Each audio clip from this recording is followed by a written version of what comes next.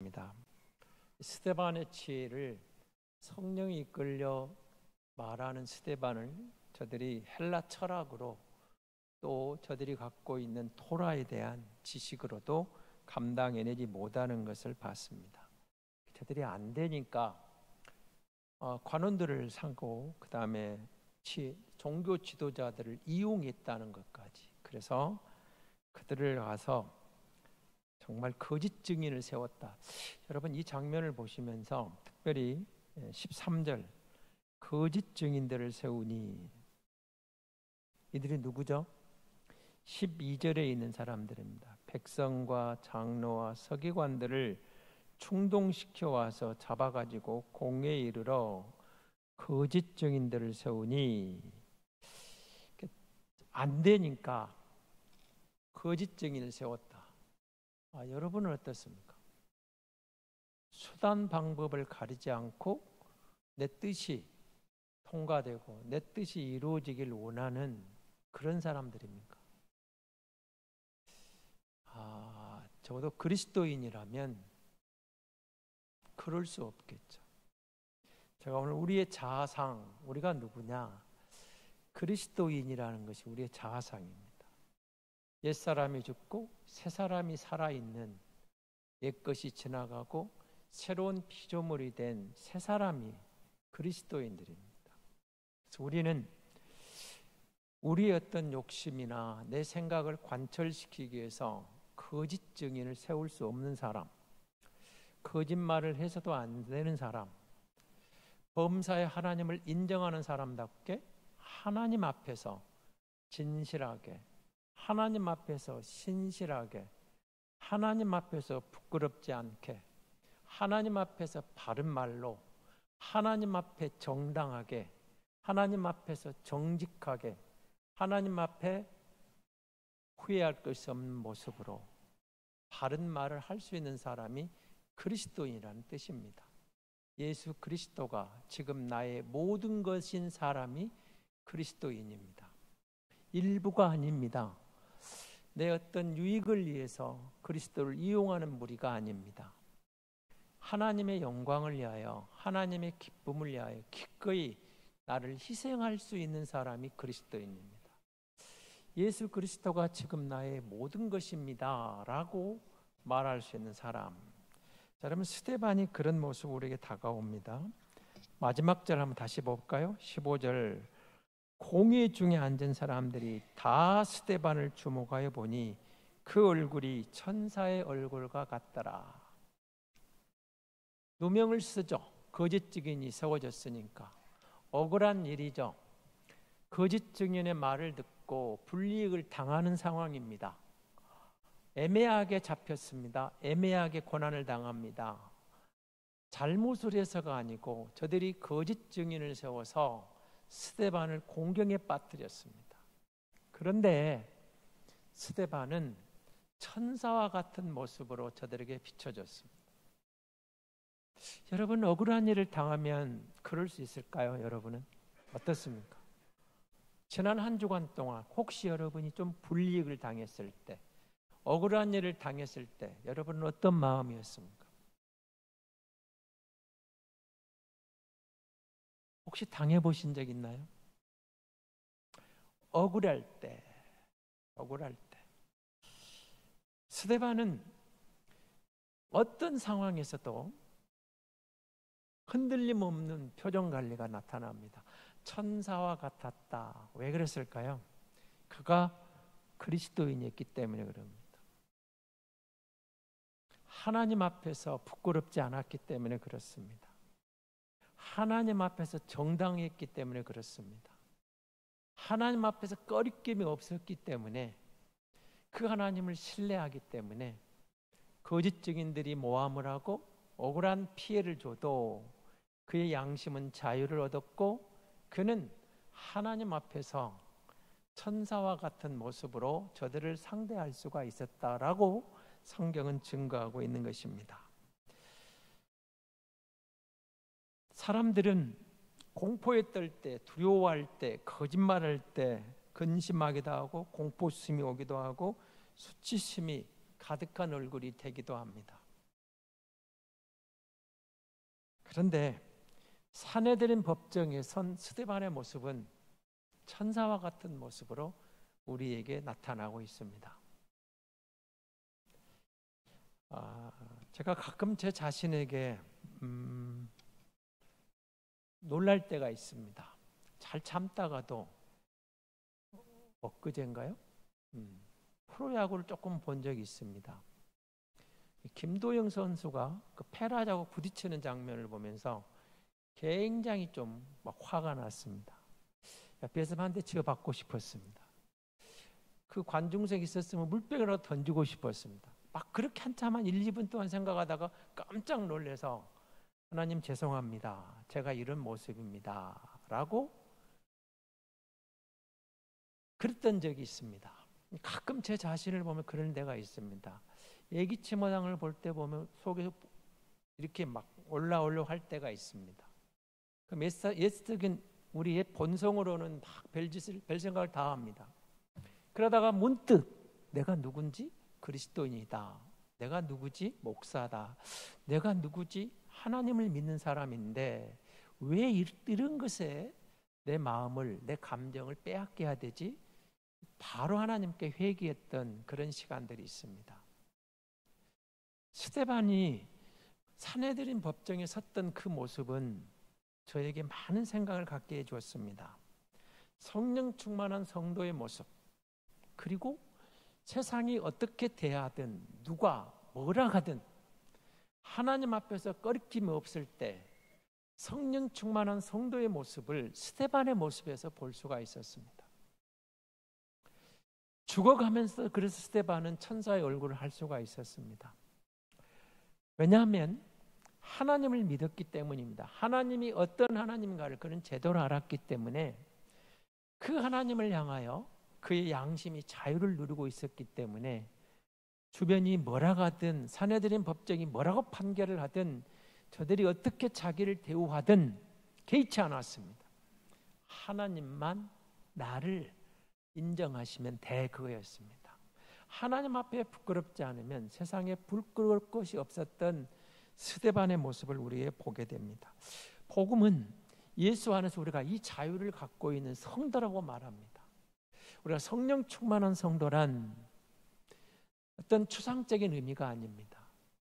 우리 마음에 일어나는 욱하는 것들을 성령에 이끌려서 억누리고 성령이 주시는 새로운 마음으로 이전과는 다른 모습으로 상대하는 것, 그것이 그리스도인이라고 우리들의 모습이라고 스데반을 통해서 말씀하고 계시는 것이죠. 근데 여러분, 스데반의 얼굴이 천사 같았다는 모습을 보면 굉장히 여러분에게는 어떤 의미로 다가오는지 모르겠습니다.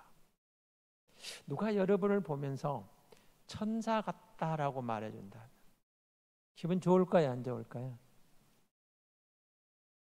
기분이 좋겠죠. 왠지 당신을 보니까 꼭 천사 같다. 그런데 가끔 그런 사람을 길거리에서 마주친 적도 있습니다. 그래서 저 사람 분명히 권사님일 거야, 그런 사람. 그래서 그 얼굴을 보면서 꼭 권사님 같아. 물어보면 어느 교회 권사님이세요? 그러면 웃으면서 어떻게 하세요? 그러는 순간, 그렇죠. 은성교회 권사님이라고요? 예, 그러셔야죠. 천사와 같다. 천사가 누구죠? 성경은 천사가 하나님의 사자라고 그럽니다. 사도행전 5장 19절 한 군데 보고 올까요? 바로 앞에 보겠습니다. 5장 19절입니다. 같이 읽겠습니다. 주의 사자가 밤에 옥문을 열고 끌어내어 이르되, 이 주의 사자가 천사입니다. 천사가 바울을 끄집어내는 장면, 바울이 아니죠, 베드로죠, 베드로 사도들. 자, 그들을 끄집어내는 장면들, 그러니까 정말로 천사가 주의 사자 역할을 하고 있는 것을 보게 됩니다. 하나님의 사람, 성령의 뜻을, 하나님의 뜻을 전달하는 사람, 천사가 주로 하는 일이 그런 것입니다. 복음서 예수님이 수태고지에도 그렇고 그런 천사가 등장해서 그 역할을 하고 있는 것을 보게 됩니다. 마찬가지로 성도는 우리의 정체성, 우리의 자아상 그럴 때 어디에 있든지 하나님의 자녀라는 이 기본 사상을 놓치면 안 됩니다. 천사의 역할은 어디서든지 주의 사자로 하나님의 주시는 일을 전달하는, 알려주는 역할을 했습니다. 우리가 하나님의 자녀라는 것은 스데반을 통해서 하나님의 사자의 모습이 성도에게 있어야 된다고 말하는 것입니다. 그리스도인이라는 말 속에서 그렇게 증거하고 있는 것입니다. 세상에 하나님의 뜻을 전달하는 사람들이 천사들이었습니다. 알려주는 것이었습니다. 이 시대의 그리스도인들이 불신 세상을 향하여, 불신 사람들을 향하여 하나님의 뜻을 전달하는 사명이 있다는 사실을 기억해야 됩니다. 어두운 세상을 향하여 빛된 하나님의 자녀들이 하나님의 뜻을 알리고 그 뜻을 이루는 존재로 서 있는 자리, 그래서 그 자리가 하나님의 사자의 역할이었던 것입니다. 놀랍죠? 우리가 천사와 같은 역할이 우리에게 주어졌다. 그러니까 내 얼굴이 미스 코리아든 미스 코리아, 그 요즘 잘 별로 안 하는데 그만큼 아름답지는 못해도 그 풍기는 모습이 천사 같더라, 그렇게 들을 수 있는 사람이 그리스도인이라고 말하는 겁니다. 왠지 그 사람은 천사 같은 사람이야. 천사 같은 사람, 천사는 어떤 사람일까요? 어떤 존재일까요? 선한 존재입니다. 물론 타락한 천사가 사탄이 돼서 귀신들과 함께 악한 무리를 구성하는 무리가 있습니다. 그러나 천사의 본래 역할은 선한 역할이에요. 그리고 선한 일을 위해서 그렇게 나아가 있습니다. 물론 악령이 되어 있는 사탄은 빼놓고 그런 역할도 있습니다만, 그러나 천사의 주 역할은 하나님의 선한 뜻을 전달하는 역할입니다. 그리고 기쁜 소식을 전해줍니다. 그럼 천사가 나타나면 그곳에 어떤 일이 일어날까요? 천국이 되지 않겠습니까? 사람들에겐 용기를 주고, 그리고 그 선한 일 때문에 우리를 건져내주고, 천사가 와서 베드로를 건져냈듯이 천사가 와서 위험에 빠진 하나님의 백성들을 건져내고 보호해준 역할을 하게 됩니다. 천사 같다는 말은 다른 말로 하면 착한 사람이다, 누군가에게 여러분이 천사 같다 그런 말을 악한 사람에게 천사 같다고 쓰지는 않을 겁니다. 그렇죠? 살인을 그냥 수십 명 죽인 사람 보고 당신은 천사 같다 그렇게 말하지 않잖아요. 오히려 그 반대말을 쓰죠. 악마 같다고 그러죠. 좀 그렇잖아요. 좋은 일하고 선한 일을 많이 한 사람 보고 그렇잖아요. 그런 나이팅게일이라든지 소록대에 왔다 간 그 두 누구죠? 어디죠? 거기가 스웨덴 간호사들이었습니까? 노르웨이입니까? 스웨덴입니까? 이런 분들 평생을 나 환자를 위해 섬기다가 이름 없이 자기들이 노후에 이제 그들에게 짐이 될까봐 말도 없이 떠나버린 사람들. 그럼 참 대단한 사람들이죠. 천사 같다. 그렇죠. 선한 사람들 보고 천사 같다 그럽니다. 악한 사람 보고 천사 같다는 사람은 없습니다. 악한 사람은 악마 같다 그러겠죠. 스데반의 얼굴이 천사와 같았다. 이제 의미하는 바가 큽니다. 과연 나는 예수 믿는 그리스도인으로서 누군가에게 천사 같은 선한 일의 역할을 하고 있는가를 우리가 물어봐야 돼요. 악한 일을 감당하는 사람을 그리스도인이라고 성경은 정의 내리질 않습니다. 천사 같다는 말을 통해서 누군가에게 필요한 사람, 누군가에게 말 한마디 따뜻하게 해주는 사람, 누군가에게 선을 베푸는 사람을 보고 천사 같다 그렇게 말합니다. 그리스도인이 그렇다는 겁니다. 예수 믿는다는 것은 천사 같은 사람이 되어야지 악마 같은 사람이 되어서는 안 된다는 것이죠. 그래서 여러분, 우리 스데반의 모습이 천사 같다는 말은 우리에게 굉장히 상징적인 의미가 있습니다. 정말 우리 안에 선한 것에 대한 선한 양심이 있는 사람인가? 그건 여러분 자신이 물어야 돼요. 상대방하고 비교하지 마시고 그 인간 보면 꼭 악마 같다 그러지 마시고 자기 자신을 봐요. 자기 자신. 정말로 나는 선한 양심으로 하나님 앞에 살아가고 나는 선한 이웃으로 열매 맺기 위해서 결정적인 순간에 선한 행동을 하고 있는가? 아니면 오늘 본문에 등장하는 거짓 증인들처럼 내 이익을 위해서는 거짓말도 새삼스럽게 거짓말도 그냥 양심에 꺼리낌 없이 하고 있지는 않은가? 적어도 우리가 그렇게 인정받지 않을까요? 당신은 예수 믿는 사람이기 때문에 그 말 믿을 만해. 이렇게 돼야 정상 아닐까요? 한국교회 예수 믿는 모든 성도들이 세상을 향하여 나 그리스도인이야 이 한마디로 내 말을 믿을 만해 이럴 수 있다면 세상이 보는 교회의 눈은 전혀 달라졌겠죠. 우리라도 작은 부분을 그랬으면 참 좋겠습니다. 선한 일에 천사 같은 사람들. 그래서 광주 은성교회 다니는 성도들은 어쩐지 다르더라. 천사 같더라. 선한 사람들이더라. 믿을 만한 사람들이더라. 이럴 수 있다면 얼마나 멋있겠습니까? 우리가 그렇게 살았으면 좋겠습니다. 그런 사람들이. 여러분 주변에서 뭔가 착한 일을 하고 있는데 물어볼 때 은성교회 성도입니다. 은성교회 집사입니다. 은성교회 권사입니다. 은성교회 장로입니다. 은성교회 목사입니다. 그랬더니 옆에서 역시 다르긴 다르구나. 이런 모습이에요. 그러지 않을까요? 스데반의 모습에 등장한 그런 모습입니다. 하나님이 우리에게 하신 말입니다.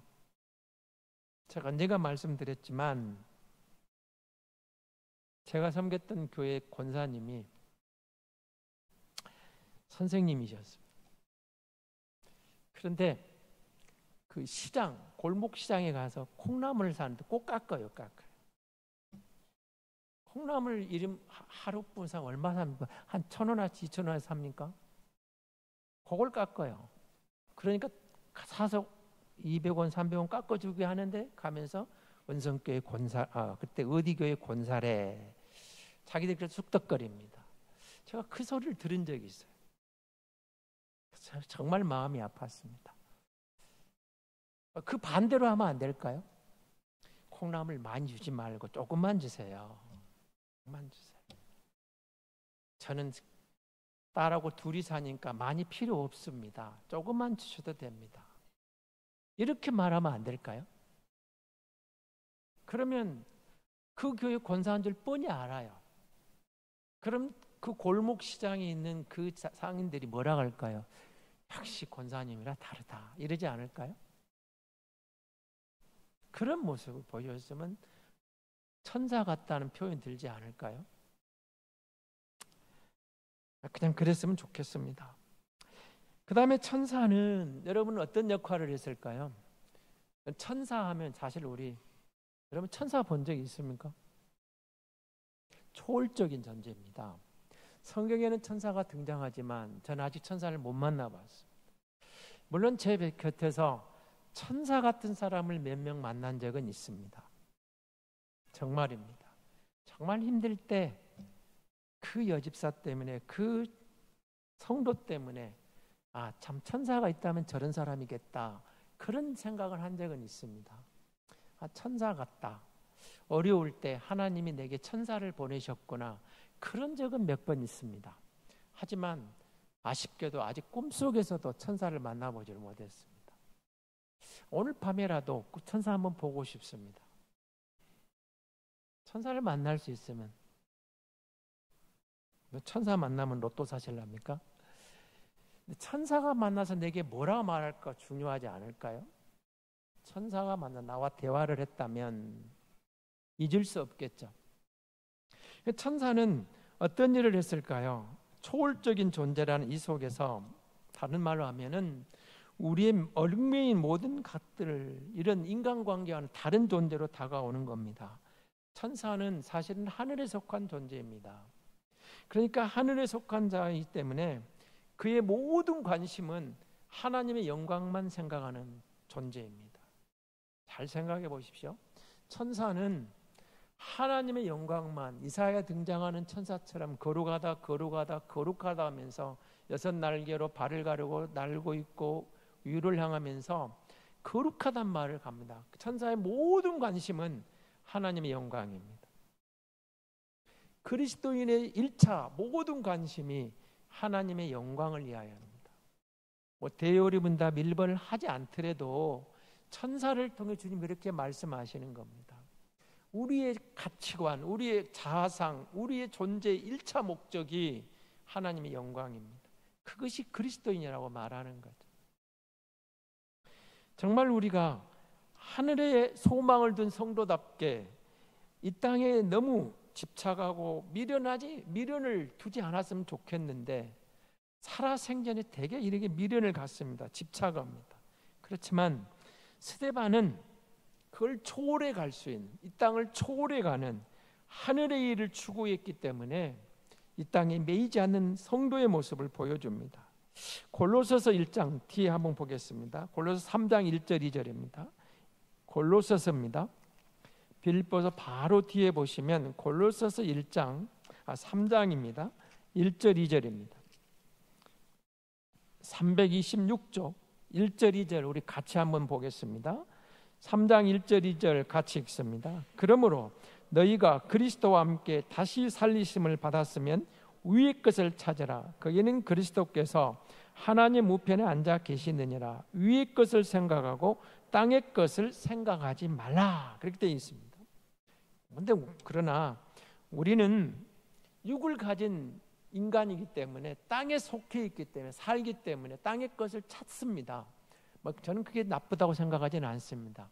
그리스도인도 이 땅에 필요한 것만큼 남에게 손흥민 선수 아버지가 그런 말을 했죠.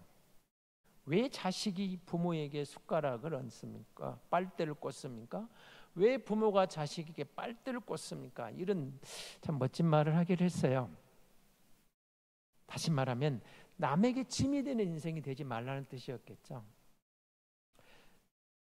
멋진 말입니다. 다 그러고 싶지만 어쩔 수 없는 형편이 있을 수는 있겠죠. 그럴 땐 부모 역할이 있고 자식의 도리라는 게 있겠죠.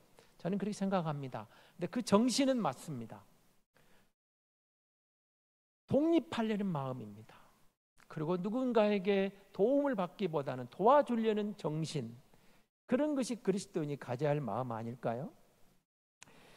오늘 본문에 등장하는 하나님은 우리에게 이 스데반을 이렇게 말합니다. 땅의 것을 찾지 말고 위의 것을 찾으라. 이 말 속에는 땅의 것이 필요 없다는 뜻으로 말씀하시지는 않으실 겁니다. 우리가 이 땅에 땅의 게 필요한 줄 아십니다. 하지만 우리가 누구인가는 근본적인 거기에 매이지 않는 사람입니다. 하늘의 것을 찾는 사람입니다. 그러므로 우리가 가야 할 길은 온전한 믿음을 향하여 가는 겁니다. 천사들은 하나님의 영광을 위하여 온전한 믿음으로 하나님을 배웠고 섬기는데 의심할 바 없지. 저들은 하나님 앞에 설 때 저들에게 꺼리끼는 게 뭐가 있겠습니까? 하나님을 수종드는 천사들에게 죄가 있겠습니까? 의심이 있겠습니까? 망설임이 있겠습니까? 그런 것들이 없습니다. 그리고 그들은 하나님의 섭리하심을, 주권을 전적으로 믿었기 때문에 우리처럼 상황에 따라 변절되는, 흔들리는 그런 존재들은 아니었습니다. 주님을 온전히 믿는 사람이 신앙인입니다. 그리고 우리가 주님을 배웠고 주님과 동행하는 가운데 우리의 믿음이 온전해져가는 사람들, 스데반 집사는 온전히 주님을 의지했고 천사와 같은 당당한 자세로 하나님 앞에 섰었기 때문에 그 자세를 유지할 수가 있었습니다. 흔들림이 없었습니다. 그리고 놓치지 마십시오. 천사가 아무리 귀해도 우리보다 못한 존재입니다. 천사는 하나님을 수종드는 종에 불과하지만 우리는 하나님의 자녀의 권세를 갖고 있다는 사실을 꼭 기억하셔야 됩니다. 잠시 동안 우리가 천사보다 못할지 몰라도 적어도 우리는 그의 나라에서는 하나님의 자녀로서의 권세를 누리게 됩니다. 그곳은 천사가 우리를 수종들게 될 겁니다. 그렇다면 우리가 가야 할 길이 무엇인가를 분명하게 보여주는 것입니다. 우리가 언제 어디서 무엇을 하든지 이 천사와 같은 모습을 잃지 않고 예수님의 모습을 드러내는 것입니다. 마지막으로 하나만 더 하고 마치려고 합니다. 여러분, 바울이 이런 말을 했습니다. 그때는 너희는 그리스도 밖에 있었고 이제는 전에 있던 너희가 그리스도 예수 안에서 그리스도의 피로 가까워졌다고 그럽니다. 성도들은 과거와 현재의 나를 꼭 기억해야 됩니다. 바울이 말한 이전 것은 어떤 모습이었을까요? 죄에 대해서 재조명해버린 이런 뜻은 아니었을 겁니다. 바울이 말하는 뒤의 것을 잊어버린다 이 말씀 속에는 정말로 그가 영적으로 어떤 상태에 있었는가, 죄에 대해서 말한 것이 아니고 내가 이루어놓은 그런 것들, 이 말은 좀 여러분 생각이 나름입니다만은 다시 말하면 성도는 지난 날을 보면서 하나님이 내게 나를 통해서 어떤 뭔가 한 일에 대해서는 감사하면서 그러나 그것을 가지고 교만하지 않습니다. 바울이 늘 이런 말을 합니다. 나는 사도 중에 가장 작은 자라. 나는 하나님의 교회를 박해하였으므로 사도라 칭함받기를 감당하지 못할 자라고 고린도전서 15장 9절에서 바울은 이렇게 말합니다. 이게 무슨 말일까요? 내가 누구였는가를 잃지 않습니다. 복음을 박해했고 복음을 핍박했던 그것에 대해서는 잃지 않으면서도 하나님이 써주신 것에 대해서 감사하면서 그러나 그걸 자랑하지 않습니다. 내가 이만큼 위대한 일을 했어라고. 그리스도인의 모습은 그런 모습입니다. 하나님의 은혜로 구원받아서 하나님이 나를 이만큼 써주신 것에 대해서 뒤를 돌아보면서 지극히 작은 자인 것을 놓치지 않습니다. 죄인 중에 내가 괴수라고 말합니다. 모든 성도들 나는 지극히 작다는 것을 바울은 놓치지 않습니다. 그렇지만 바울이 행한 일은 정말 위대한 일이었습니다. 여러분의 과거의 모습을 한번 보십시오. 그 현재의 모습을 보십시오. 죄로 인한 그 모습 말고 그리스도인으로 그리스도 앞으로 돌아왔을 때 내가 주님을 위해서 뭔가 한 것들이 있을 겁니다. 자랑스럽게 내놓을 수 있는 그거 있을 수 있습니다. 그러나 그것이 우리의 자랑거리가 아니고 나는 지극히 작은 자, 나 같은 것을 들어서 하나님이 이만큼 하셨다라고 하나님을 드러내는 겁니다. 하나님께 영광을 돌립니다. 그러면서 자신이 누구였는가를 놓치지 않습니다. 나는 사도될 자격이 없는 사람, 나는 복음에 빚진 사람, 나는 복음을 받게 했던 사람, 그걸 바울은 놓치지 않습니다. 그런 나를 들어서 하나님이 큰 일을 행하셨다고 감사하게 되는 것이죠. 그렇습니다. 영적 성숙한 신앙에는 바로 이런 모습입니다. 자신의 과거를 돌아볼 때 거듭나지 않은 사람은 교만해질 수밖에 없습니다. 자기 자랑입니다. 거듭난 사람은 자신의 과거가 화려했어도 예수 믿고 큰 일을 했어도 하나님의 은혜만 기억합니다. 그래서 하나님의 그 은혜 안에서 하나님만 자랑하는 겁니다. 하나님이 하셨습니다. 나는 지극히 작은 자였는데, 나는 용서받을 수 없는 죄인이었는데, 죄인 중에 괴수였는데 하나님이 나를 이렇게 쓰셨습니다. 하나님의 은혜만 기억되는 겁니다. 그러나 거듭나지 않은 사람은 자기 자랑에 급급합니다. 내가 이런 사람이었는데, 내가 이렇게 했는데 하나님이 없습니다. 사랑하는 성도 여러분, 우리가 자연인이 아니고 구원받은 성도가 되었습니다. 얼마나 감사한지 모릅니다. 우리 지난 나라를 보시고 지금의 나를 보십시오. 맨 처음 예수 믿었을 때 신나지 않았습니까? 구원의 감개가 왔을 때. 아마 그런 순간이 있었을 겁니다. 그런데 조금 더 성숙해 가면서 그리스도의 십자가를 묵상하면서 그것이 내게 주는 의미가 달라져 왔을 때, 하나님이 나를 위해서 무슨 일을 행하시는가를 체감하고 깨달았을 때 거룩한 부담감이라는 게 오지 않았는가요? 처음에는 그냥 그 십자가는 너무 좋았는데, 신바람이 났는데, 그리스도의 십자가를 묵상하면서 거룩한 부담감이 왔을 때, 그럼 그게 여러분 그리스도인입니다. 거룩한 부담감이 없다면 문제가 있는 겁니다. 하나님이 나를 용서해 주셔서 나 같은 것을 들어 그렇게 쓰셨다는 것, 얼마나 감사하냐면, 내가 누구인가, 우리의 자아상을 보면서 내가 누구인가, 그리스도인이라면, 예수님이 나의 전부라면, 스데반같이 억울한 일 당하는 현장에서도 천사처럼 빛나는 얼굴을 하고 주님을 향해 어떤 상황에서 어떤 조건에서 흔들림 없이 평정을 잃지 않고 누릴 수 있었던 스데반의 모습을 우리의 모습이라고 비춰주시는 것이죠. 우리가 가야 할 길이라고. 그리고 지난 날을 돌아보시면서 하나님의 은혜가 기억납니까? 아까 찬양 부르셨죠? 모든 것이 하나님의 은혜라고. 당연한 것 아니라, 우연이 아니라 모든 것이 하나님의 은혜였다고. 입술로만 하면 안 되죠. 정말로 생각하면서 그렇게 드러낼 때 누가 보고, 아, 천사 같은 사람, 왠지 모르게 천사 같은 사람, 그렇게 보지 않을까요? 우리가 누구냐? 그리스도인입니다. 그리스도인은 적어도 스데반을 통해 주신 것처럼 천사 같은 모습으로, 바울을 통해 말씀하신 것처럼 내가 한 것 모든 걸 돌아보면서 하나님의 은혜만 기억하는 사람, 모든 것이 하나님의 은혜였습니다. 그리고 겸손하게 하나님의 그 말씀 앞에서 겸손하게 하나님의 영광을 구하는 사람, 그게 그리스도인이라고 말하는 것이죠. 우리의 마음에 보혈이 흐르고 있습니다. 주님의 은혜가 흐르고 있습니다. 나를 용서하셔서 더 강하게 하시고 하나님의 영광을 위하여 주님이 뭔가를 하시고자 할 때 우리는 그것이 영광인 줄을 깨닫는 것, 그것이 성도의 길인 줄 믿습니다.